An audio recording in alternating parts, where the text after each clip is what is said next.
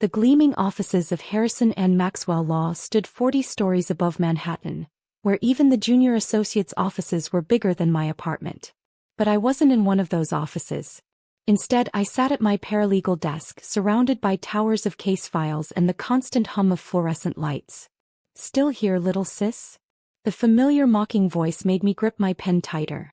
"Burning the midnight oil with all that filing?" Michael stood in my cubicle entrance, his custom-tailored suit probably worth 3 months of my salary. My stepbrother hadn't changed since our parents' marriage 10 years ago. Same smirk, same entitled attitude, just with better clothes now. "These depositions need to be processed by morning," I replied without looking up. He laughed, that rich private school laugh that always made my teeth clench. "You know, when Mom married your dad, I thought maybe some of our family's ambition would rub off on you. But here you are, still pushing papers." I continued highlighting key passages in the Jensen merger documents, keeping my face neutral. Michael had no idea that every late night, every mundane task, was part of a larger plan. "The partner track meeting is tomorrow," he continued, straightening his Hermes tie. "Not that you need to worry about that. Some of us were born for greatness. Others." He gestured at my desk. "Well, someone needs to do the filing, right?" The Jensen merger documents in front of me held secrets he couldn't imagine. Secrets I discovered during those countless hours of just filing. "Anyway," he checked his Rolex, "don't stay too late. Those papers won't file themselves." He walked away, his Italian leather shoes clicking against the marble floor. As soon as he was gone, I pulled out my personal notebook. Not the standard legal pad the firm provided, but a small black moleskine filled with 6 months of careful observations. Times, dates, conversations, and most importantly, patterns. My phone buzzed. A text from Judge Harrison, the founding partner's father. "Everything ready?" "All in place," I typed back. "The evidence is irrefutable." I'd met Judge Harrison 6 months ago during a charity gala I'd worked extra shifts to attend. While Michael and his fellow associates were getting drunk at the open bar, I'd spent the evening discussing constitutional law with the retired judge. He'd seen something in me that night, something beyond the paralegal label. What followed was a careful dance of mentorship and investigation. The judge had suspicions about certain practices at his son's firm. I had the perfect position to confirm them. Another text arrived. "Board meeting moved to tomorrow morning. Be ready." I looked at my reflection in the darkened window. The simple blazer and practical shoes that made me invisible in this world of power suits and designer labels. They never suspected that my endless filing had given me access to every corner of their paper empire. The next morning arrived with the usual chaos of a Manhattan law office. Associates rushed past with coffee cups and briefcases, secretaries juggled calls, and partners strode through it all like kings in their kingdom. "Big day, big brother?" I asked innocently as Michael rushed past my desk. He paused, adjusting his tie. "Partner track nominations. Not that you'd understand, but this is what real lawyers work for. Dad's already lined up the votes. By lunch, I'll be the youngest partner track associate in firm history." If only he knew what those lined-up votes had cost his father, what corners had been cut, what laws had been bent. "That's amazing," I said, keeping my voice neutral. "I'm sure you earned it." He laughed again. "That's your problem, sis. Always thinking everything has to be earned. Sometimes it's about who you are, who you know. Speaking of which, I'd better get to that meeting. These files need to be indexed by 3, okay?" I watched him stride toward the conference room, where the firm's leadership was gathering. His father, senior partner Maxwell, stood at the door greeting board members. My phone buzzed one final time. "Now." I stood up, smoothing my simple black dress. In my briefcase was 6 months of evidence. Proof of nepotism, hidden accounts, mishandled client funds. A pattern of corruption that went straight to the top. But more importantly, I carried something else. My law degree, earned through 6 years of night classes while working full-time. The bar exam results I'd kept hidden. The recommendations from judges and professors who'd seen past the paralegal label. "Excuse me," a firm voice called out. Judge Harrison stood by the conference room door. "We're ready for you." Michael turned from his conversation, confusion crossing his face. "Ready for who?" "Ms. Adams," the judge said, using my real name, not the diminutive little sis I'd endured for years. "I believe she has some matters the board needs to discuss." I walked toward the conference room feeling Michael's stare. His coffee cup trembled slightly in his hand. "What is this?" he demanded. "She's just a paralegal." Judge Harrison's voice carried across the now silent office. "Is she? Perhaps you should have spent less time mocking her and more time checking the Bar Association's newest member list." The coffee cup slipped from Michael's hand, dark liquid spreading across the marble floor like the stain that was about to spread across his perfect future. I stepped into the conference room facing the gathered board members. It was time to show them exactly who they'd been underestimating all these years. The conference room fell silent as I took my position at the podium. 20 pairs of eyes stared back at me. Managing partners, board members, and Michael, who'd been hastily ushered to a back seat rather than his usual place beside his father. "Ms. Adams," Judge Harrison nodded. "Please proceed." I opened my briefcase, removing a stack of carefully organized folders. Each one represented a thread in the tapestry of corruption I'd uncovered. But first I needed to establish my credibility. "Before we begin," I said, my voice steady, "I should introduce myself properly. Not as a paralegal but as a summa cum laude graduate of Columbia Law School, ranked third in my class and as of last month, a member of the New York State Bar." Maxwell's face reddened. "This is ridiculous. A paralegal can't just dash." "I have copies of my credentials," I continued, sliding documents to the board members, "along with letters of recommendation from 3 Supreme Court justices I clerked for during my night school years. But that's not why we're here." I clicked to the first slide of my presentation. "We're here because while I was just filing papers, I discovered something disturbing about Harrison and Maxwell's partner track program." The next hour was a methodical unveiling of everything I'd documented over the past 6 months. Fabricated performance reviews, manipulated client billings, hidden nepotism in promotion decisions, misappropriated firm resources. With each revelation I watched the color drain from Maxwell's face. Michael had slumped in his chair, his earlier confidence shattered. "This is outrageous," Maxwell finally exploded. "You were going through confidential firm documents documents I had full authorization to access as part of my paralegal duties," I corrected. "Every single piece of evidence here was obtained legally and ethically." "Judge Harrison can confirm that." The retired judge nodded. "I've reviewed everything. It's all admissible and damning." I moved to the next slide. "But this isn't just about exposing problems.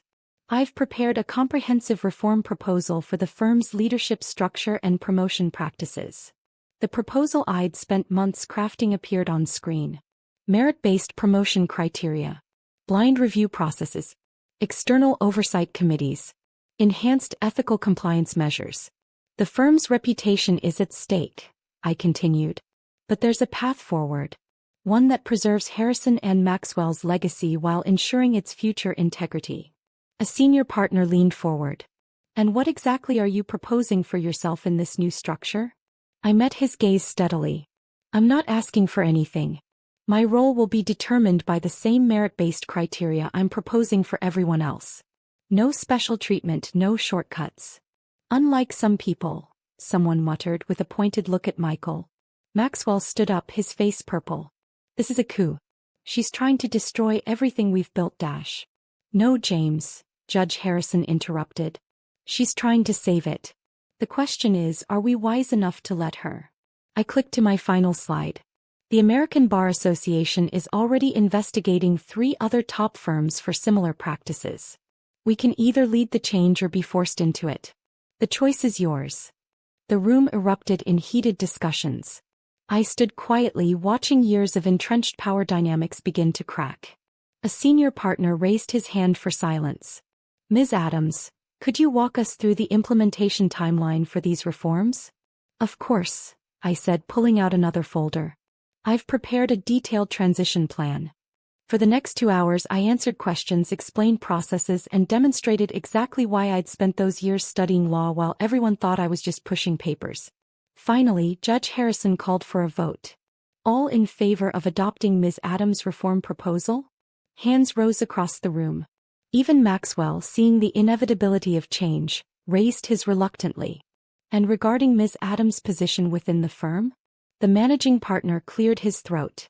"Given her legal qualifications, demonstrated investigative abilities and clear commitment to ethical practice. I moved to offer her a position as senior associate, with fast-track consideration for junior partner. More hands raised. Michael stared at his shoes. "One condition," I said, causing everyone to pause. "The reforms are non-negotiable. Any attempt to water them down or circumvent them, and every document I've shown you today goes to the Bar Association." Judge Harrison smiled. "I don't think that will be necessary. Will it, James?" Maxwell shook his head, defeated. As the meeting adjourned, partners approached to introduce themselves, no longer as a paralegal but as a colleague. Their earlier condescension had been replaced by careful respect. Michael tried to slip out, but I caught him at the door. "You were right about one thing," I said quietly. "Some of us were born for greatness. But others, we earn it." Back at my desk, I began packing up my paralegal supplies.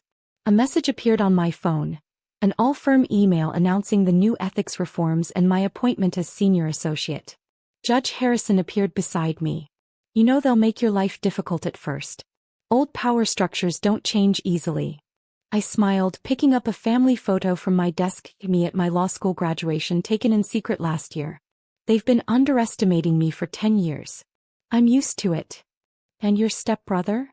"Michael needs to learn the same lesson I did. Real respect isn't inherited, it's earned." As if on cue, Michael's father stormed past, barking into his phone about damage control. Behind him, Michael walked slowly, his earlier swagger replaced by uncertainty. I turned back to my packing, knowing tomorrow would bring new challenges. But for now, I savored the moment, remembering all those nights of studying after long days of filing, all the mockery I'd endured while quietly building my case. They'd thought I was just a paralegal pushing papers.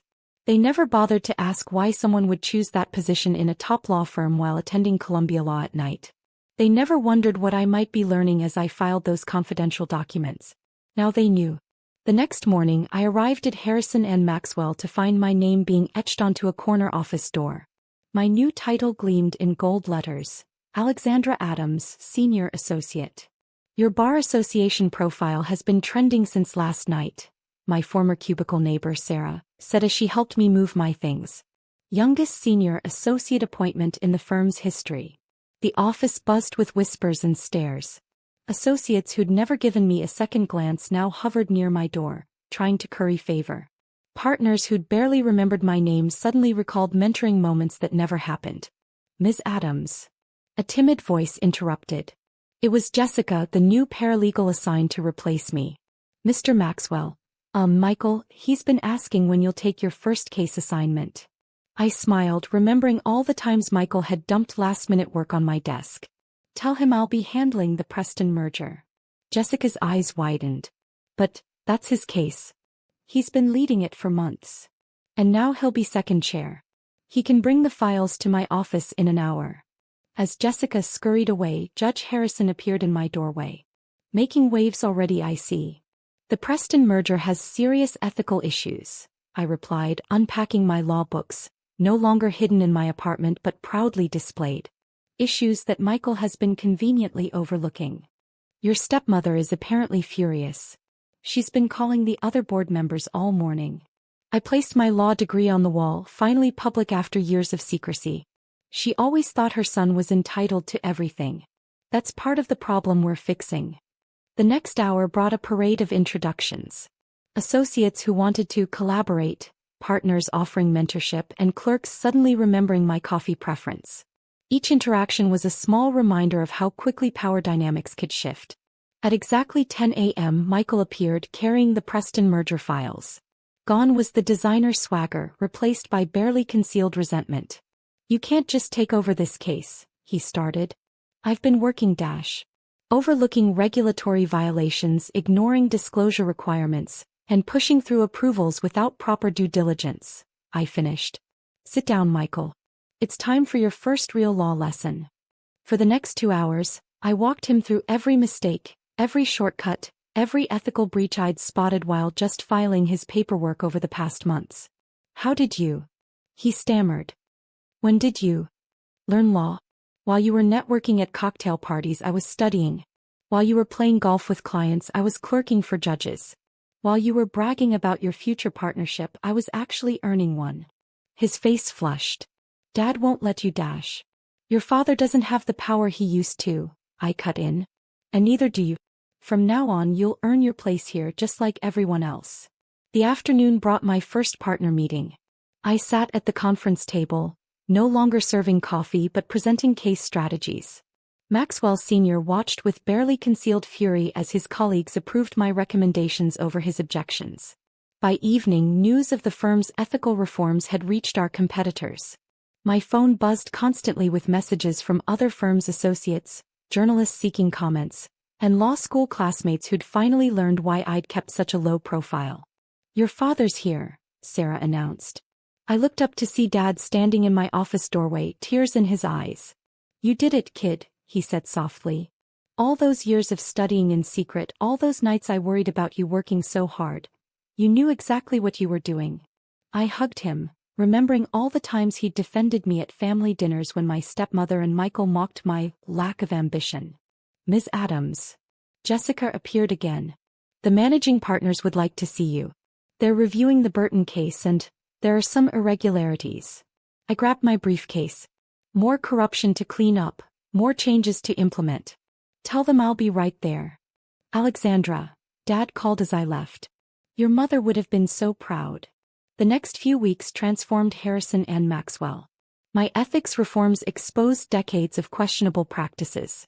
Some partners resigned rather than adapt. Others embraced the changes, recognizing the shifting legal landscape. Michael struggled to adjust. Without his father's protection, his work showed its true quality. But slowly, reluctantly, he began to learn real law, real ethics, real responsibility. 1 month after my appointment, I sat in my office reviewing case files.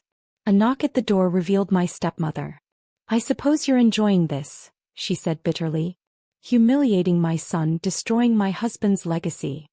Actually, I replied, I'm saving the firm's legacy. The real one, based on legal excellence, not favoritism. Michael's welcome to be part of that, if he's willing to earn it. You've always been jealous of our family's success. No, I interrupted. I've always believed in real success.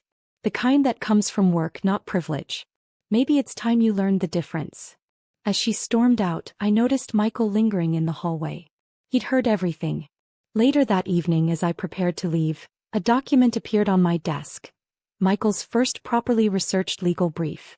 No shortcuts, no oversights, just solid work. At the bottom he'd written a note. I never knew what real law looked like. Could you review this? I picked up my red pen, ready to teach rather than expose. Sometimes the best revenge isn't destruction. It's education. 6 months later, Harrison and Maxwell had transformed. Our ethical reforms became an industry standard. Other firms scrambled to adopt similar measures. The legal press called it a revolution in corporate law culture. Michael eventually earned his place as a competent associate.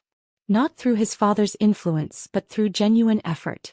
Our relationship would never be warm, but it had evolved into something built on reluctant respect. As for me, I kept the simple blazers but moved to a better apartment. My office wall now held not just my law degree, but articles about our reforms, awards for ethical leadership, and a photo of my mother, a public defender who taught me that justice requires both patience and persistence. The firm's holiday party that year was different. No power plays, no whispered deals, just colleagues celebrating real achievements. I watched from the corner, remembering all those years of silent preparation, of being underestimated and overlooked. Quite a change, Judge Harrison said, joining me. You didn't just earn your place, you changed what that place means. I smiled, thinking of all the young lawyers who could now advance based on merit, not connections.